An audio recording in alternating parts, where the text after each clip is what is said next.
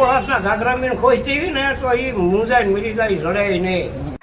દીકરી કહીને ઘાઘરામપુરે બોલો, દીકરી કહીને ઘાઘરામપુરે બોલો. નમસ્કાર દર્શક મિત્રો, આજના એક નવા વિડીયોમાં તમારું સ્વાગત કરીએ છીએ. દર્શક મિત્રો, કીર્તિ પટેલના અવારનવાર સોશિયલ મીડિયામાં વિડીયો ખૂબ જ વાયરલ થઈ રહ્યા હોય છે.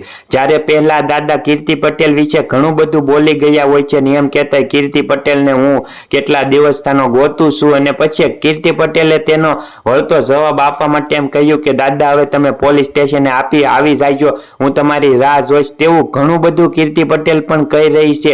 તેમનો વિડીયો અત્યારે સોશિયલ મીડિયામાં ખૂબ જ વાયરલ થઈ રહ્યો છે અને કેટલું બધું કઈ રીતે દાદાને સંભળાવ્યું છે તે વિડીયો હવે તમે જોવો. દર્શક મિત્રો, તે પહેલા આ વિડીયોને લાઈક કરીજો, ચેનલ સબસ્ક્રાઇબ કરીજો.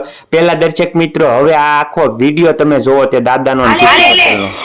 ઈ કેવું કાકા, તમે પેલા મને દીકરી કહો છો, તમને તો મારો બાપ કહો છો, અને પછી મને પાતળમાં ગોતવાની વાત કરીને લક્ષ્મણજીએ જેમ સૂરપંખાને નાક આપ્યું તો એમ તમારે નાક આપવાની વાત કરો છો.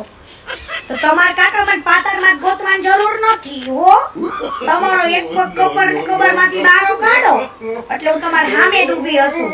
અને તમે તો રાવણને પણ સારો કેવડાવ્યો કે એને સીતાજીનું અપહરણ કર્યું હતું, પણ સીતાજી ઉપર ખરાબ નજર નહોતી કરી હો કાકા. એટલે તમારી ઓળખાણ લક્ષ્મણજી સાથે ના જોડો કાકા હો.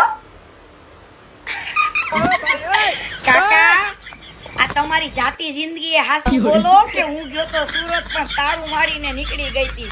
હાસુ બોલો, હાસુ બોલો. આ પિતૃ મહિનો હાલે છે હે કાકા. નકામું તમારું શ્રાદ્ધ ન થઈ જાય, ધ્યાન રાખજો. રામના નામ લ્યો, રામના નામ લ્યો, ખોટું બોલવા કરતા. આગળ જો હજુ. અને અમારે એ સોરણે પહેરતી છે અને અમારે બાયું હોળ હાથનો ઘાઘરો પહેરે અને કાઠિયાવાડીમાં આવે હોળ હાથના ઘાઘરામીને ખોઈ દેવી ને તો એ મુંજાઈ મરી જાય જડે નહીં. દીકરી કહીને ઘાઘરામપુરે બોલો, દીકરી કહીને ઘાઘરામપુરે બોલો. સૌ પ્રથમ કાકાએ જયારે શરૂઆત કરી ને ત્યારે એમને મને એવું કીધું કે કીર્તિ મારી દીકરી છે ને હું એનો બાપ છું, મૂછો મળરતા.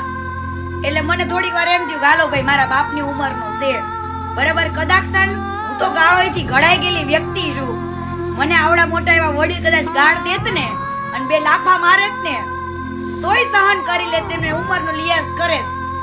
પણ આ ઘાઘરામાં પૂરવાની જે વાત કરે છે ને હે, ત્યાં થોડો કાકો સમજમાં ન આવ્યો. એટલે કાકા તું કેટલો હલકો ને નીચો ને એ અહીંયા આગળ સાબિત થાય હે કાકા.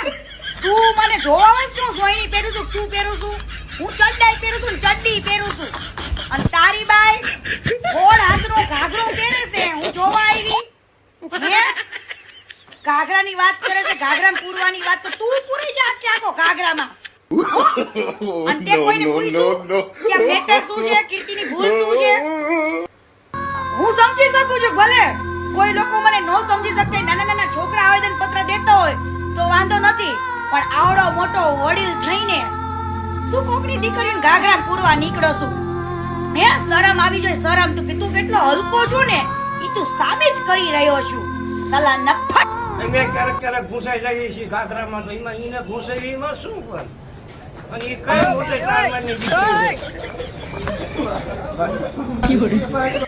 હાય તમે ઘાઘરામાં ઘૂસાઈ જાવ છો ક્યારેક તો કાકા તમે જલ્દી બહાર આવો, મારે ઘાઘરામાં ઘૂસાઈ જાવું છો. ઘાઘરામાં ઘૂસાઈ જાવું છે મારે. હાલ કાકા, ખબર છે લોટો ને દાંતણ હે કાકા? આ લોટો દાંતણ ખબર છે ને? મારે ઘાઘરામાં પૂરાવું છે તારી બાયડીના 16 હાથના ઘાઘરામાં. મને પૂર હાલ, મને પૂર પૂરી દે ઘાઘરામાં, મને પૂરી દે કાકા, મને પૂરી દે. આ ખબર છે ને હું છે કાકા? જો હે કાકા, લોટોય નથી રહેતો આતણમાં. જો કાકા બરાબર શરમ આવી જોઈ રહ્યો છે.